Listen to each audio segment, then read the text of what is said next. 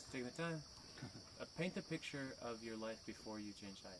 What was your life like? How would you describe yourself before you started to eat the way that you did? I think that my life was very similar to how most weekend warrior athletes' lives were. They read the magazines about eating healthy. They read about how to work out better and make improvements in their life. And these things were generally, small changes in nature where I would cut out red meat. I'd shun the French fries most of the time. I wouldn't go for the cream cheese. I'd go for the jelly. And I did okay. I was okay, and I thought it was normal, and I thought I ate pretty healthy until I learned about a fruit-based diet. Can you describe for me the first time that you ran a long distance, sort of in a competition or otherwise? Like what was going on at that time? Sort of tell me that story, the first time that you ran a long distance. The first time I went for a long run was actually when I was about 13 years old.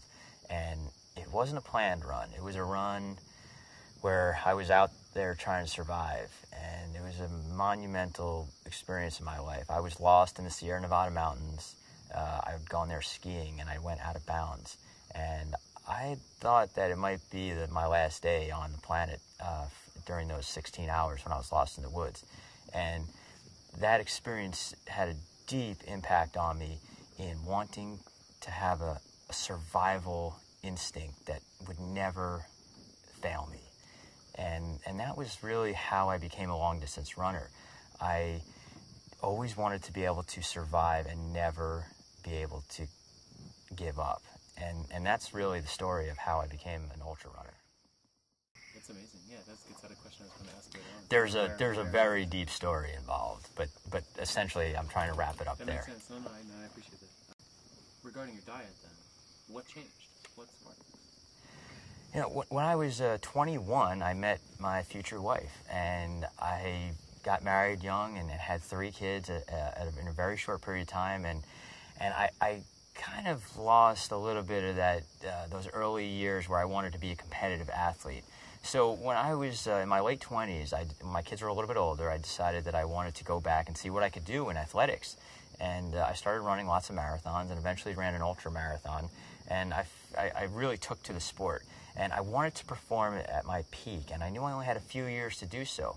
So when my wife gave me a book about a raw fruit-based diet, and I read what I call the common sense principles of how to eat for performance, how to eat for peak health, I took to it like a fish to water. And I just went full force overnight, and it's been almost 5 years, and it's changed everything in me and about me as a person.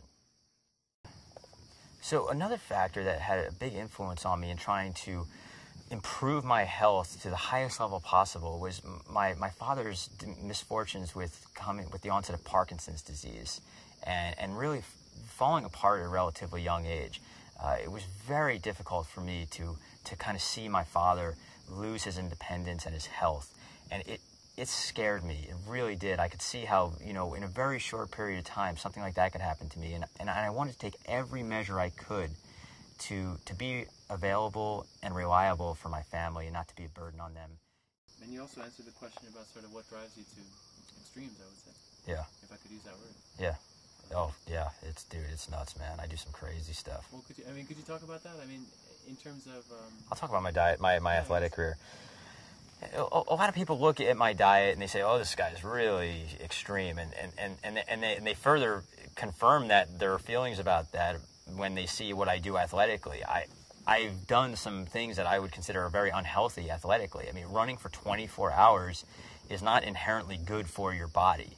I think a lot of what I do athletically these days, whether it's run 100 miles or 135 miles or run, many hundreds of miles in a very short period of time in a few days, is more about me trying to show others that if there was a deficiency in my body in how I'm eating after nearly 5 years, that pushing myself so far beyond anybody's conceived limits of what's possible is proof that you might not agree with my diet being socially acceptable or that it's something that is ideal in certain situations, but nobody can challenge that my diet is not healthy, because I've essentially outperformed virtually every runner that I've come up against in ultra endurance, and I don't get sick or injured, I've really become like almost indestructible.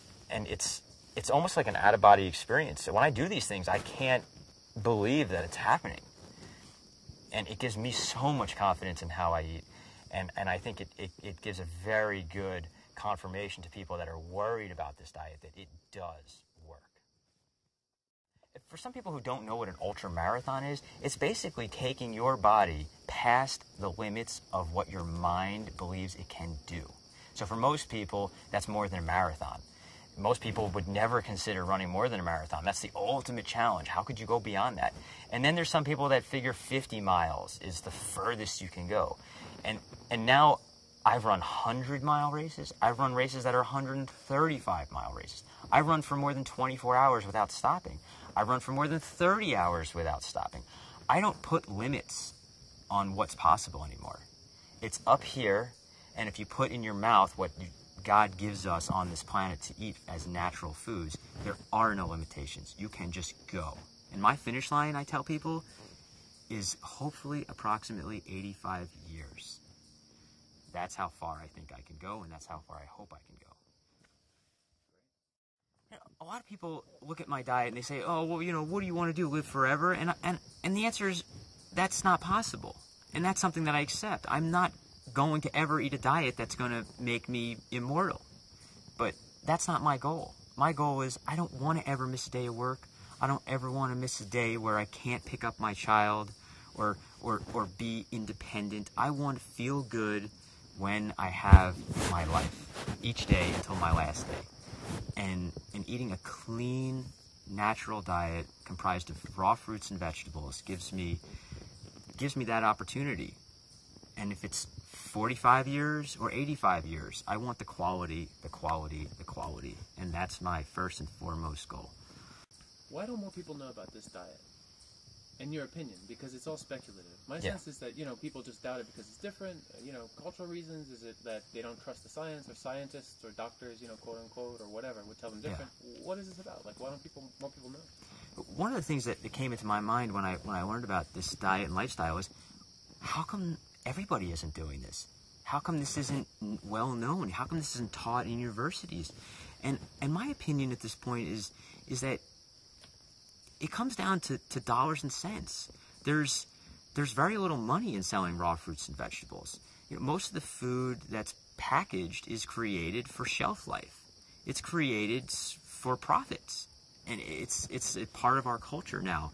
People don't look at fruits and vegetables as food. They look at them as snacks or something that, you know, health people eat once in a while. People buy what they're told to purchase. And when you watch TV as a child 8 hours a day, or when you're an adult and you read fashion magazines, you believe that yogurt and cooked nuts and granola and, you know, organic hot dogs, you believe these things are good for you because it's all you know. And that's the simple reality. People don't know about this diet because there's no big single produce organizers that are behind the marketing of raw fruits and vegetables. It's a perishable item, and it's a sad situation, and our government needs to change how they subsidize and promote food. But like, why do people react so strongly? Because I think that they do. Yeah, a lot of people can be almost militantly against the idea of only eating raw fruits and vegetables, and I can understand where they're coming from, because on an emotional level, food is not just food. It's connected with how we interact with people. So when you go to your family's dinner for a holiday, it's not that you're just eating that particular food. It's the whole process of how the food works within that culture. So if you're of Indian descent, you're tied into things that have curry and that are made with milk. And you can't imagine not eating these things, because it's ingrained in who you are as an identity as a person. So to tell somebody who eats those types of foods every day that they can't have it anymore, it's like asking them to change their language, move to another country, another culture, another planet. It's so far beyond what they can conceive as normal that it threatens their own identity as a person. And that's why people get scared and they say, I could never do that. When in reality, if you go to most third world countries where people live in very rural environments, they're eating raw fruits and vegetables as their primary diet because it's free and it grows naturally. And for them, it's still normal to eat fruit all day long because there's no companies there, there's no refrigeration. It gives them the hydration that they need. It gives them the vitamins and nutrients and calories, and it's coming off the tree or out of the ground. And that's perfect health. And these people aren't sick. They don't have diabetes. They don't have depression problems. They're not on Prozac or Ritalin. They all can travel on their own 2 feet the same distance as their mother, who might be 20 or 30 years older than them, or even their grandfather that could be 50 years older than them. These people can do the same things because they eat the same way in a natural environment. And seeing that with your own 2 eyes is something that really opened up my consciousness about what is natural food. Because when you live in an industrialized society, you are inundated. You are being attacked. And that's how I feel. I feel that we are being attacked by food marketers that are trying to have us become addicted to these foods that are made in laboratories. It's science, it's not nutrition. And these people are working as hard as they can to get you hooked on their product, just like Philip Morris wants you on cigarettes. They want to enslave you.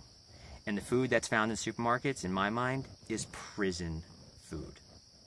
People's reactions may be based on culture, but they'll say like, oh, that's bad for me. Like, just don't you know sugar is bad for you? Or like any number of reasons that, again, they may just be being told. But like, what's the tipping point for people who are in the establishment to, to realize this? I got your question. A lot of people that seem to be very knowledgeable say to me, well, if you're advocating raw fruits and vegetables as the only diet that's going to give you peak health and wellness, how come the science and the universities aren't already advocating this? I mean, they've got all the funding and they've done all the science studies, and my answer is, I think a lot of times you need to take a step back from science and we need to use our intuition. And a lot of people in the academic world, I think, are so ingrained in study, control, study, that they miss the common sense big picture in my mind. If you look at the micronutrients in oranges, there are compounds in these things that are yet to be discovered. And how do they interact with the macronutrients and other micronutrients? It's a puzzle that's so complicated. It's like trying to understand an ecosystem from the algae all the way to the whale shark and everything in between. There's so many steps, there's so many interactions. It's almost like random chaos.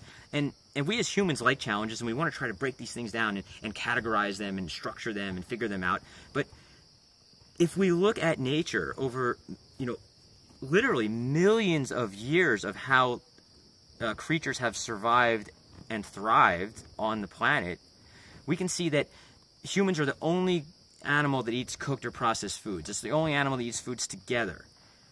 And we're one of the sickest animals that it's ever existed. We're not surviving. Our society and our species is, in my mind, surely going to be extinct. We cannot exist the way we are. We need to return back to how we were designed in nature, and we need to eat those types of foods. So the academic world, in my mind, needs to stop thinking so much and look at the bigger picture and use instinct over intellect more. Sometimes trying to fix things that aren't broken is a better science than the best science. The idea that things are too complex for current knowledge to sort of understand, I could see that definitely, being a possibility. But theoretically, don't you think that, like, if science progresses the way that it will prove what you're saying, right? I mean, if there is a way to understand it, there must be ways. I mean, could you speak to that? Just because, inside outside world, I think people hearing you say that it just makes you more credible to the to the masses. As much as it can be frustrating to see how the scientific community hasn't kind of rediscovered what was always a truth in peak diet and health and lifestyle, I have a deep sense of calm and confidence that the scientific community will come back to full circle to embracing raw fruits and vegetables, unadulterated, one thing at a time, eaten as they are created in nature, as the best and optimal option for nutrition. A lot of times, I think back to when I was a kid, when I was watching National Geographic, either looking at magazine pictures or watching, you know, like the Nature Channel, and I was fascinated by these animals. And you'd see like a whole herd of wild horses, you know, out west somewhere in Nevada, or you'd see like a whole, you know, community of gorillas or chimpanzees, or a whole flock of birds, you know, in the Serengeti, these huge flamingos. And now when I think back about these beautiful environments, these creatures, this natural wonderland that just, it spoke to me. It felt like, wow, there's what I want. I want to be with those creatures. And I'd look at them and I'd say, you know, each one of those creatures looks about the same, and they can all travel about the same distance, and they all have the same type of instincts and reactions to the same type of situations, and they can all survive in their natural habitat, eating a natural raw plant-based diet. And then you look at humans, and you know, you've got enormous people, and you got semi-enormous people, and then you got, you know, just really overweight, but they're all going in the same direction, and their ability to do any type of you know human activity is so compromised, and our perception of what is natural health and ability is so distorted now that we think it's normal to just, you know, drive a mile instead of walk a mile. And people can't do the most basic human things anymore. And when I look at that herd of zebras and I see every single one of them can run or walk, you know, 30, 40 miles, and they're all going to survive in the same type of environment. Humans, forget about it. In our modern culture, people can't survive just sitting down watching television. They're having heart attacks watching The Late Show. And we've got to make a serious change. Our society and our government is leading us down a road to nowhere. The Woodstock Fruit Festival. Take me to the sort of the genesis of this idea. Why have you started this? And sort of tell me about, I guess, from the beginning. Not the whole story, but like, what made you think to do this? So one of the problems with eating a fruit-based diet is that it's socially, there's a stigma attached to it. People don't necessarily understand how to communicate over a food that's so different from what everybody else is eating. And although I like to feel like I'm independent and that sometimes you know, I don't need the social acceptance, I am human, and instinctually we need to connect with other people. Then my idea of the Woodstock Fruit Festival was to bring together the leaders of people who have been eating this way for decades, and by bringing them together with the next generation to share that wealth of knowledge directly with each other, to reinforce that we are the future, not that we're outcasts, that we're a small group of people that are here to change how people think about food and nutrition. And we're really here not necessarily to reinforce ourselves, but we're really here to make a unified voice, to broadcast to a much larger audience that, hey, look at us. We're healthy, we're happy, and we're sustainable for our environment, for the planet. And that's what is my dream for the Woodstock Fruit Festival. That's great. Another great thing that gives me a lot of excitement and confidence and enthusiasm is that my dream of bringing together this group of people to broadcast this message is been overwhelmingly received. Last year, the first year we were going to have this festival, we had just under 200 people from all over the world. And we did it on a shoestring budget. People were so motivated by the dream, and everybody shared the same common goal, that we all worked together. It was a tremendous unified effort. And now in the second year, we have over 100% growth. We've got 400 people here this year. And people have come from every place on the planet. And the excitement and the enthusiasm is just electric. People are excited. And we're here not just to have a good time. We're here almost to declare what I call a war. we're here to fight what's being thrown at us, from the government policies on how food is marketed to the big corporations that try to indoctrinate us into being addicted to their products. We're here to fight back and say, we don't want apples to cost $3 a pound in the supermarket anymore. We don't want, watermelon that's only available, 6 months out of the year, while corn and the dollar menu and beef is subsidized for pennies at the detriment to the economy and to our entire healthcare system. It is a war. That's truly how I feel about it. We need change, and our elected officials need to see what we're doing, and they need to address the problems and accept that they themselves have a problem with how they eat. They are lost in the reality that they can't correct the problems because they're blinded by them. And the Woodstock Fruit Festival is an activist group, as much as it is a retreat for the people that believe in eating this way. And those are some tough words, and there's people that are going to believe that those are radical words, but that's really the truth and what I believe, and that's one of my goals for this organization is to fight back, because we are under siege. Now, I understand that most people consider this diet as something that they're interested in. They understand the common sense logic behind it, and they want to test it and experiment with it. And one thing that's been really encouraging is to see that there's a lot of people that have come to this event that are, they're here to try it. They've got an open mind, they're interested, they think, this is a different type of group of people, but they don't really think that they can do it. And what's so amazing is that I can't count how many people have come up to me and said, I came here and I had pizza on Tuesday last week, and now I have opened my eyes to a reality that's so far beyond anything I could imagine. And I still want to eat pizza, but I really know that that's not what I should be doing. And this event is incredibly life-changing. So there's a lot of people here that aren't just eating raw fruits and vegetables. But I can say there's almost nobody here that's not going home thinking, that's how I want to eat.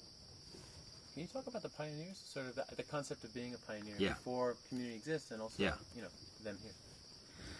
So the concept of a raw fruit and vegetable diet, the fruitarianism or raw veganism, isn't something that's new or just started 5 years ago. There are people here that we call pioneers that have been doing this for literally decades.